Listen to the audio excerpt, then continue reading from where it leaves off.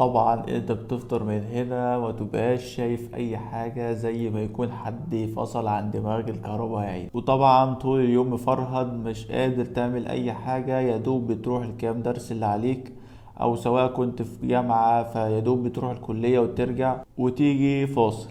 وطبعا ضيعت نص رمضان في كده، فتعالى اقولك ازاي تلحق النص التاني. انا اخوكم دكتور عمر صبري، للي لسه ما يعرفنيش طالب في كلية الطب. بحاول اساعدكم على قد ما اقدر واجاوب على بعض الاسئلة اللي ممكن تكون شاغلة بالكم الفترة دي.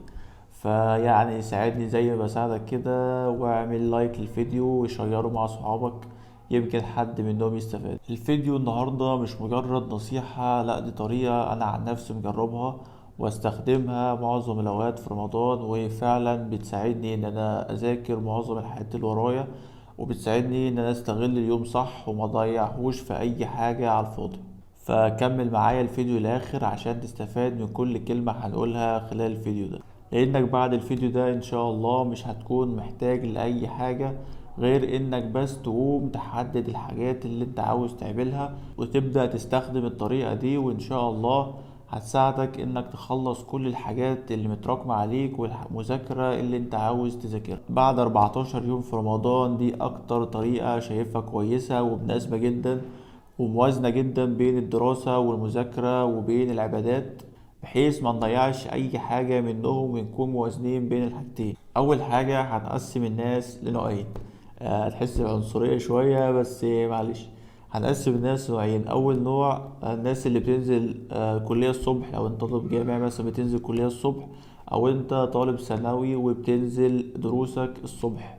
والنوع التاني لو انت طالب جامعي بس مكبر دماغك وما بتنزلش الجامعة، او انت طالب ثانوي بس بتاخد اونلاين فبالتالي ما بتنزلش الصبح. فخلينا في اول نوع، لو انت طالب جامعي او طالب ثانوي وبتنزل الصبح، فهنفترض مثلا انك بتنزل من 8 9 وبترجع مثلا على 1 او 2 بالكتير.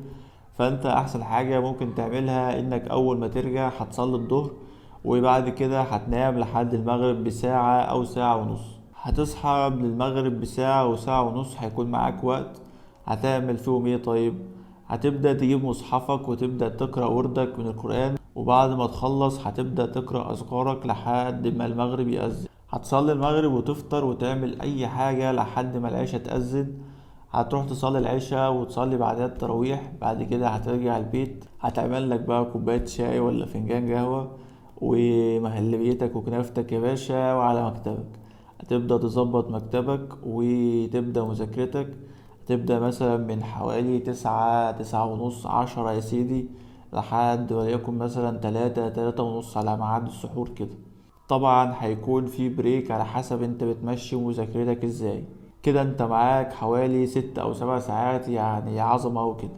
هتبدأ تتسحر براحتك، هتصلي الفجر وترجع. قدامك خيارين، يا اما انت لو فايق ممكن تكمل مذاكرة لحد ميعاد الدرس، اما بقى لو انت تعبان وممكن تنام شوية لحد ميعادك، سواء ميعاد درسك او ميعاد جامعتك. وهكذا بقى لحد اخر رمضان ان شاء الله. نيجي بقى للنوع التاني، لو انت ما بتنزلش خالص او عندك كام يوم اجازة في الاسبوع وما بتنزلهمش، فانت كده عندك طريقة واحدة بس، واللي انا عن نفسي بستخدمها برضو في معظم الاوقات، وهي انك هتصلي الفجر وهتنام لحد بعد الظهر، وليكن مثلا 1 12:30 كده، ما تزودش عن كده. هتبدأ تصحى تصلي الظهر وتفوق كده، وهتبدأ مذاكرة لحد قبل المغرب بساعة بساعة ونص برضو. نفس فكرة الطريقة الأولى، بس الفرق إنك بتنزل ولا ما بتنزلش، وعلى أساس كده بتحدد يومك هيمشي إزاي. فأنت كده ما بتنزلش، فهتستغل الصبحية كلها إنك هتنام. بعد كده بعد ما تصحى هتبدأ مذاكرة لحد قبل المغرب بساعة وساعة ونص، وبرضه هتجيب مصحفك الجميل وهتبدأ تقرأ وردك ما تيسر ليك بقى على حسب انت محدد ايه في اليوم. هتخلص وردك، هتبدأ أذكارك لحد المغرب، هتفطر وتصلي المغرب وهتستنى العشاء، هتصلي العشاء والتراويح وهترجع. برضو كوباية شايك وقهوتك وكنافتك ومهلبيتك وحلوياتك والحاجات الجميلة دي. ما تزودش كنافة، ما تزودش سكريات عامة، يعني ده أصلا هيخليك طول اليوم أصلا مش شايف أي حاجة.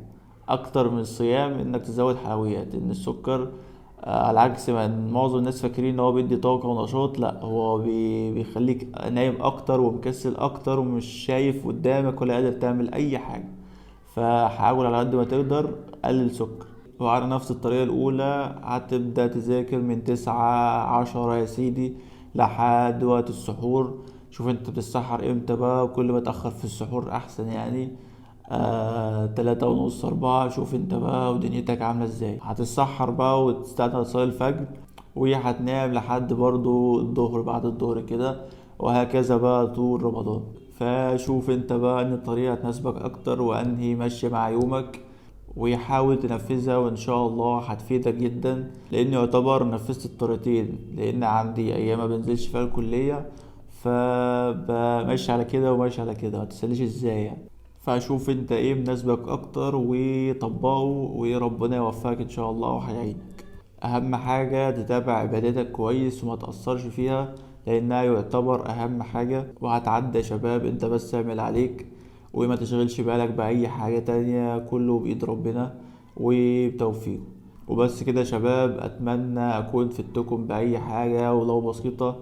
ما تنساش بقى تعمل لايك وتعمل سبسكرايب لو لسه ما اشتركتش، وتشير الفيديو ده مع صحابك، يمكن حد برضه منهم يستفاد. والسلام عليكم.